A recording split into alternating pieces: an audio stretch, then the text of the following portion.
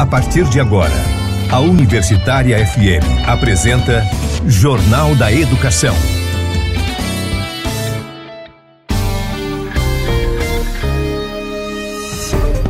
Você vai conferir no Jornal da Educação desta sexta-feira, 17 de setembro.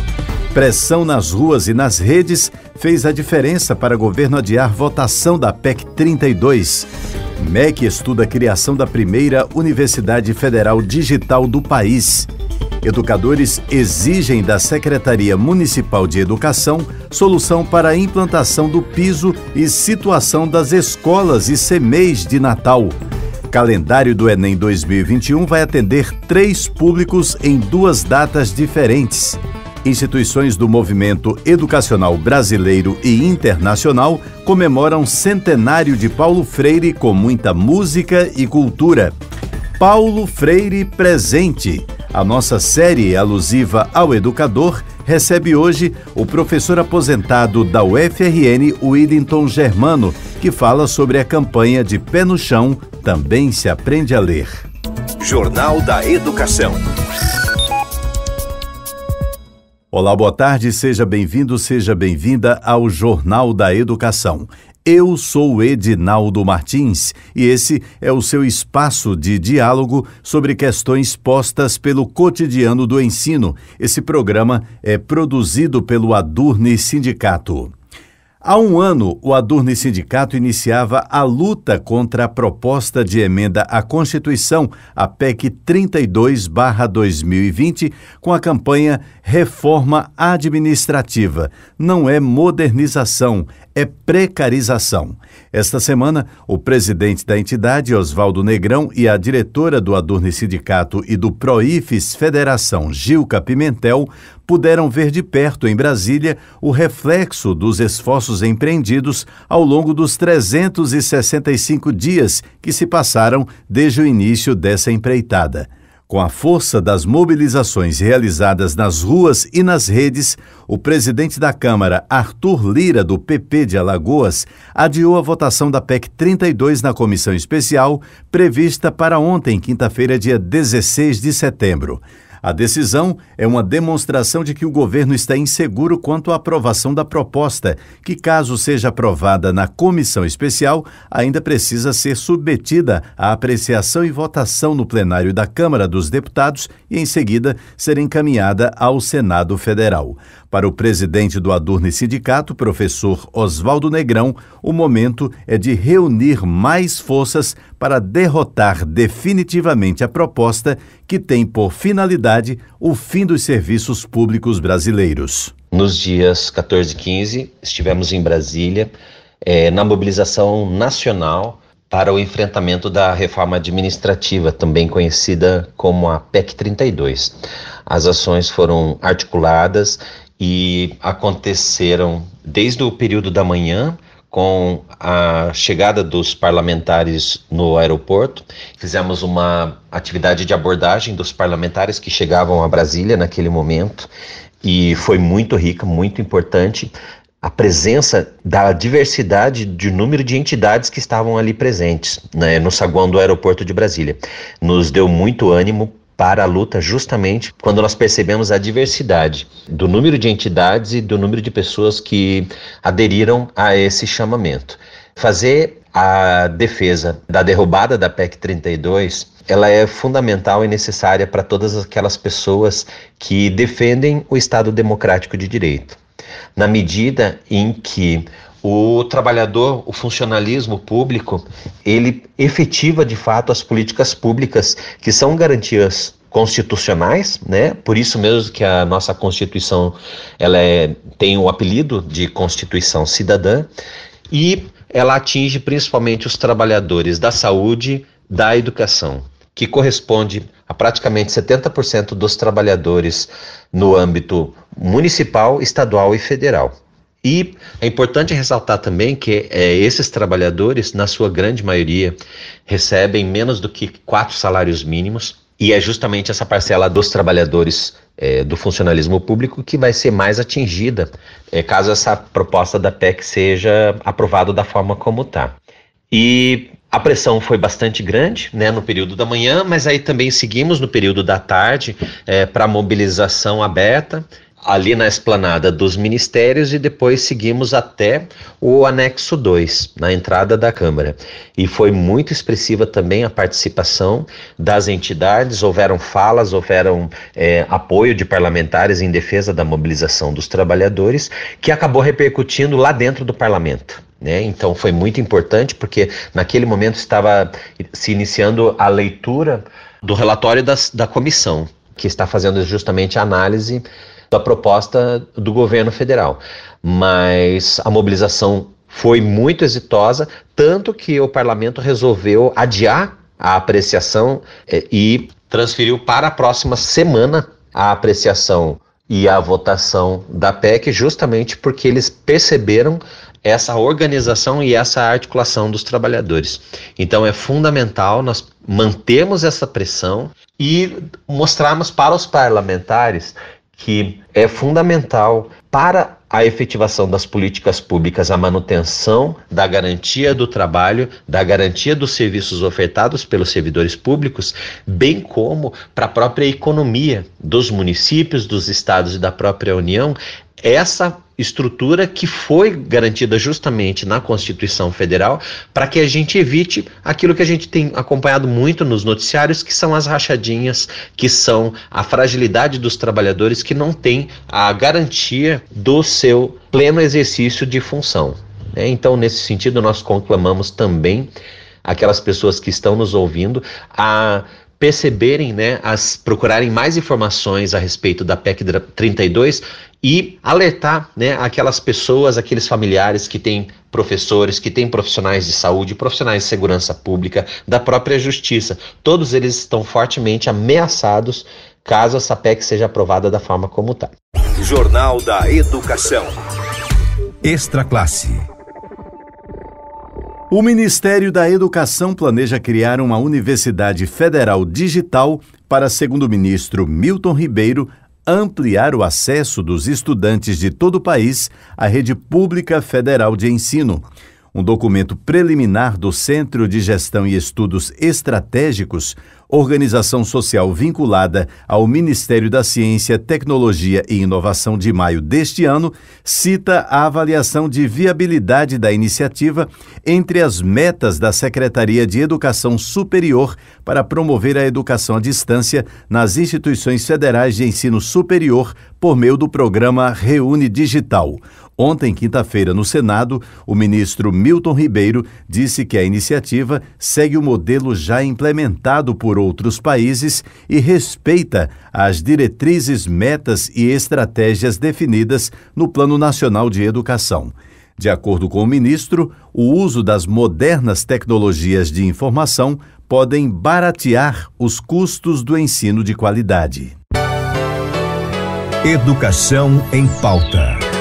O SINT-RN cobrou da Secretaria de Educação de Natal soluções para a atualização do piso salarial 2020 e a situação das escolas e centros municipais de educação, os CEMEIs.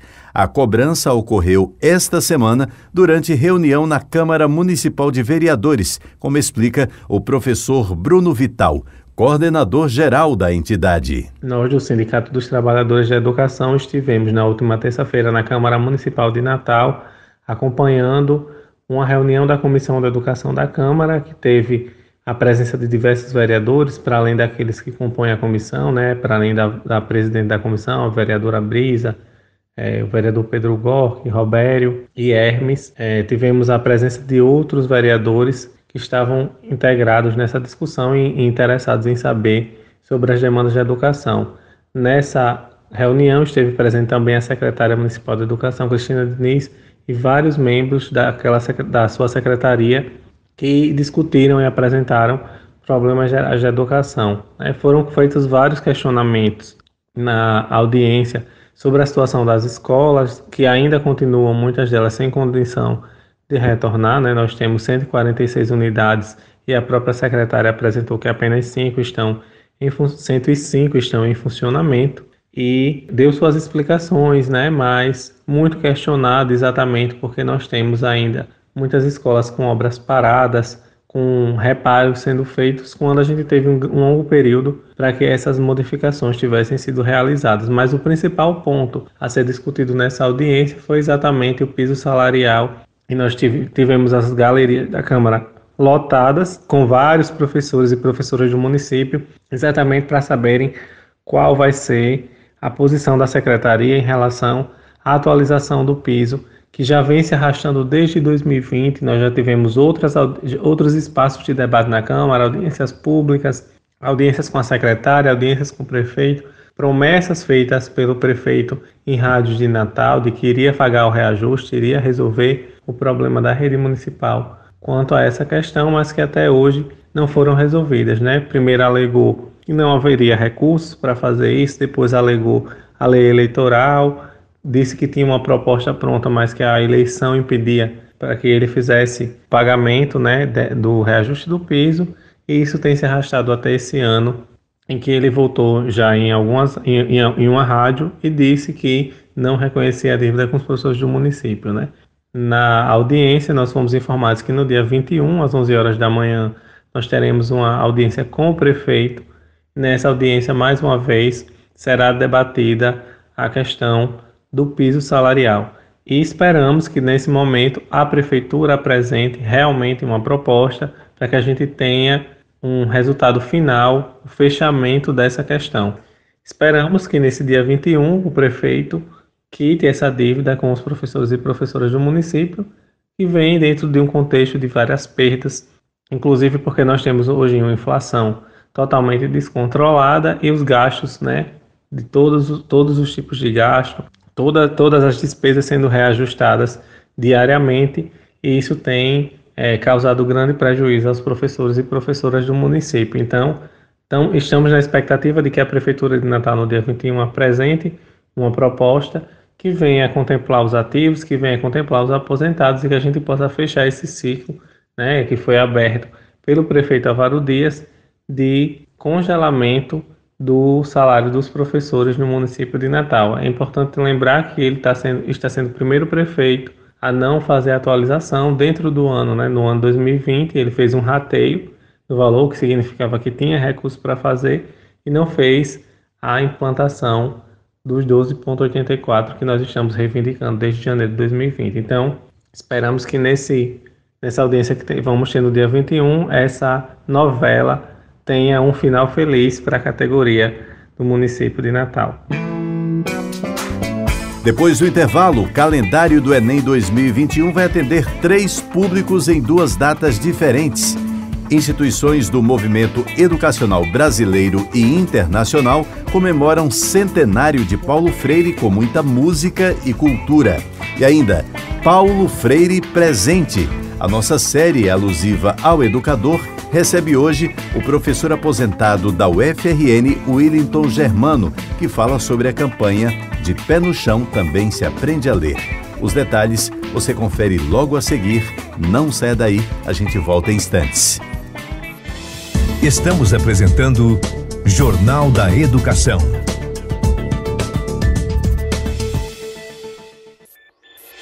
Voltamos a apresentar Jornal da Educação.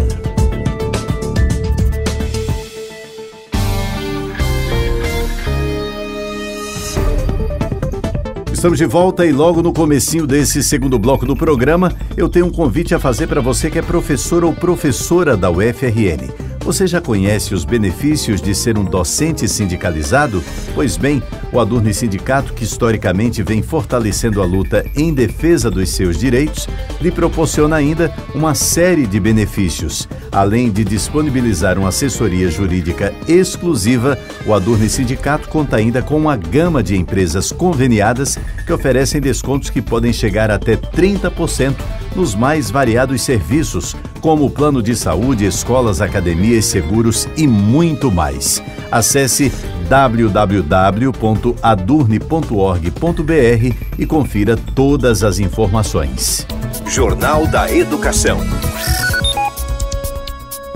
O Instituto Nacional de Estudos e Pesquisas Educacionais Anísio Teixeira, o INEP, informou que inscritos no Exame Nacional do Ensino Médio, Enem 2020, que tiveram direito à isenção de pagamento e não compareceram às provas da última edição, poderão se inscrever no Enem 2021 até o dia 26 de setembro. As provas para esse grupo, no entanto, serão aplicadas apenas em 2022.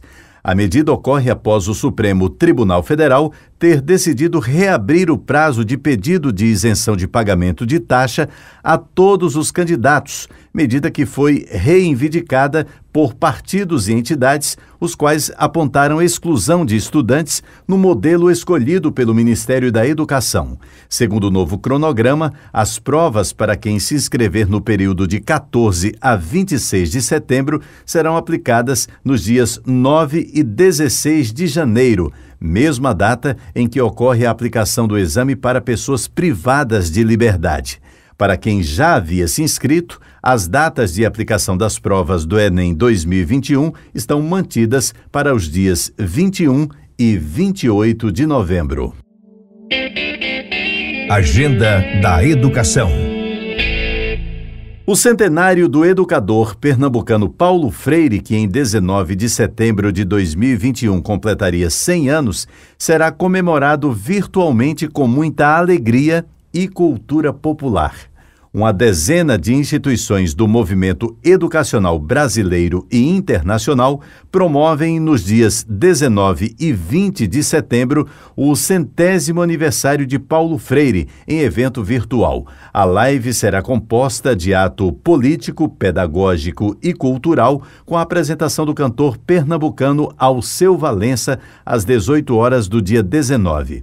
Nilton Brandão, presidente do Proifes Federação, fala sobre o evento e sobre a importância do educador na educação mundial. Neste final de semana, enfim, agora, dia 19, terá em Recife o encontro semipresencial. A maioria é virtual, mas teremos lá 200 pessoas, talvez um pouco mais do que isso, mas não deve chegar a 300 pessoas presencialmente na coordenação, na transmissão e nestas comemorações. Serão atividades transmitidas todas, muitas das já gravadas e articuladas com atividades culturais e presenciais, shows, cultura, eventos de um modo geral. Nós do Proifes Federação somos um dos promotores e dos organizadores deste evento, junto com o Fórum Nacional Popular de Educação. Eu já falei aqui para os seus ouvintes sobre o Fórum Popular de Educação, né, um agrupamento. Hoje, quando eu falei contigo, eram 40 entidades. Hoje são 40 entidades nacionais, né, que se reúnem para debater, né, e construir as propostas da educação e combater os ataques que a educação tem surgido, tendo como foco sempre a defesa do Plano Nacional de Educação, que foi a construção popular aprovada em 2014 e que está abandonada hoje. Enfim, Paulo Freire é este exemplo. Este evento é muito importante porque resgata, né, a educação inclusiva, a proposta de Paulo Freire, resgata a democracia nas universidades.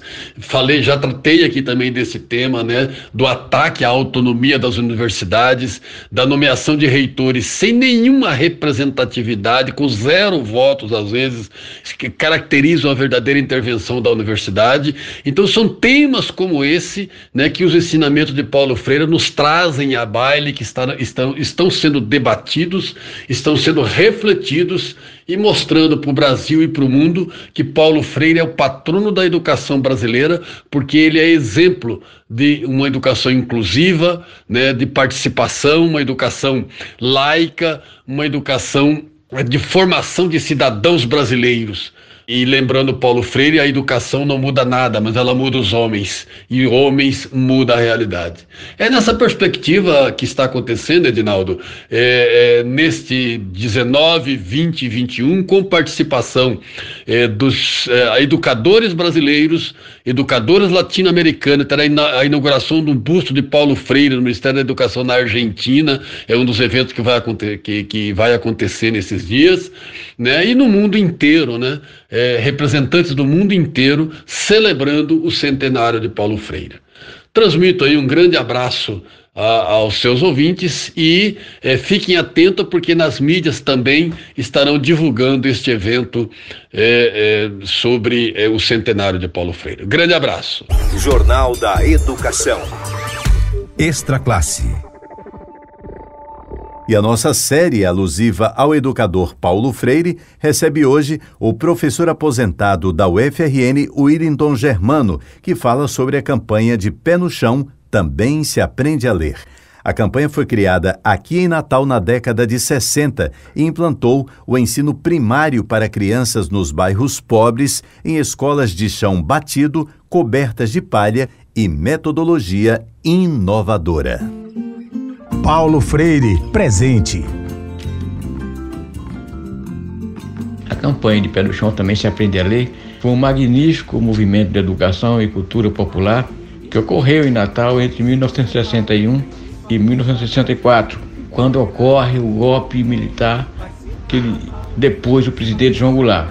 Essa é uma época em que a cidade tinha como prefeito Djalma Maranhão, um político identificado, um político do campo progressista, portanto do campo da esquerda, identificado com todas as lutas existentes naquele contexto em defesa de reformas estruturais da sociedade brasileira, do enfrentamento das desigualdades e das injustiças sociais. Um desses campos era o campo da educação. Então essa campanha, ela marcou época, e o prefeito Djalma Maranhão ficou marcado na história da cidade, no imaginário da cidade, por uma obra do espírito, da educação e da cultura, e não por uma obra de pedra e cal, por uma construção. Essa campanha, e segundo Darcy Ribeiro, ao comentar no seu livro de memórias, a campanha, ele exclamou: beleza pura. Ela redundou numa completa organização educacional e cultural da cidade de Natal.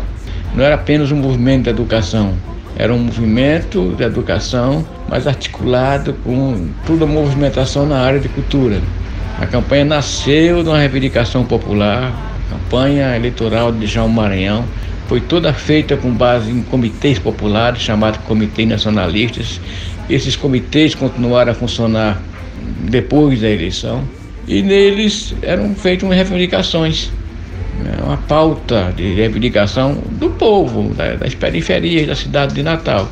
E uma dessas reivindicações era justamente a educação. O berço da campanha de Pé no Chão foi o Comitê Nacionalista das Rocas, presidida pelo saudoso pastor e querido pastor José Fernandes Machado. Na época, o secretário da Educação era Moacir de Góes, e a diretora de cultura era Maílde Pinto. São personagens a quais nós deveremos referenciar, saudando a memória, a participação de todas essas pessoas que fizeram esse trabalho meritório. Bom, então surgiu uma rede escolar inusitada, com cobertura de palha, como a Casa dos Pescadores, população pobre da cidade, que se espalhou a partir das rocas, pela periferia da cidade, mas juntamente com os acampamentos escolares, toda uma articulação cultural. Eu diria que a campanha de Pé no Chão foi uma bem-sucedida articulação entre política educacional e política cultural. A partir dos acampamentos escolares, como eram tão chamadas as escolas de campanha, redundou, como eu falei, uma completa organização cultural da cidade de Natal.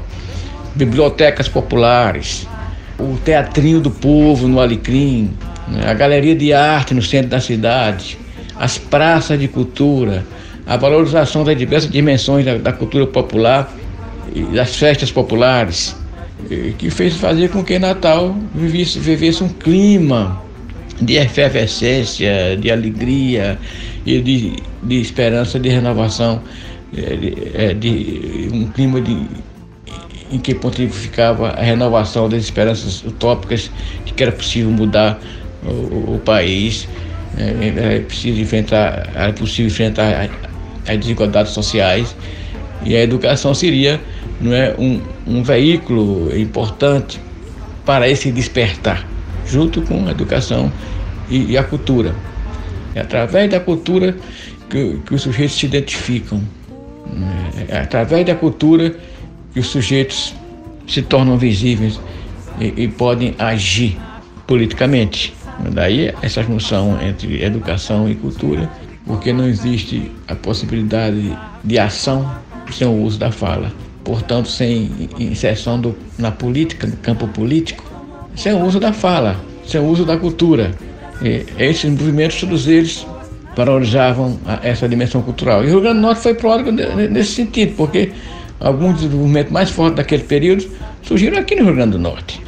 E com o golpe militar de 1964, o que foi que aconteceu? Um dos primeiros alvos dos ataques e da repressão do regime ditatorial foi justamente a área do pensamento, a área da educação, a área da cultura. Foi justamente isso aí, é recorrente em todos os regimes ditatoriais e autoritários, onde quer que ele tenha existido nos diferentes quadrantes do mundo. Paulo Freire, por exemplo, um ícone daquele período, foi preso, foi exilado. Acabou lecionando em universidades estrangeiras, como convidado, tem um reconhecimento internacional. Foi trabalhar no Conselho Mundial das Igrejas, atuou no Chile, atuou na África. Não esquecer que esse contexto, no contexto internacional desse período, nos anos 60, existiam as guerras anticoloniais, destaque para a guerra da Argélia, mas não somente, né? Na Ásia, na África, e lutas por reforma na América Latina. Esses regimes, indo com focados no Brasil, as universidades, a educação, grandes nomes do pensamento, da ciência, foram alvo dos seus ataques, da sua repressão. E aqueles movimentos de educação e cultura popular foram todos reprimidos e fechados. Aqui em Natal, o prefeito de Djalma Maranhão foi destituído, né? Ele foi deposto, foi preso. E boa parte daqueles militantes da campanha de Pé no Chão foram alvo de processo, foram presos, alguns foram caçados, tiveram que migrar da cidade, as escolas foram fechadas, as bibliotecas foram fechadas, destruídas, fala-se incêndio de acampamentos, etc. E eu diria que a repressão principal no que diz respeito do golpe militar de 64, aqui foi a educação e cultura. Olha, mas nós estamos vendo hoje com o Bolsonaro, mesmo antes com o Temer, toda uma perseguição à educação. Paulo Freire, mesmo morto, está sendo perseguido, o que dá conta da potência do seu pensamento. Então, naquele período, foi assim que, com um golpe que encerrou a campanha de Pé no Chão. Nós devemos recolher os exemplos legados por eles. Esse foi o sentido da campanha de Pé no Chão, também se aprende a ler, e de todo aquele movimento naquela época. Por isso foram tão massacrados, perseguidos, reprimidos pelo regime ditatorial e suas forças obscurantistas que governaram o país durante 21 anos. E as consequências estão até hoje. Salve a campanha de Pé no Chão, também se aprende a ler. Salve os seus participantes.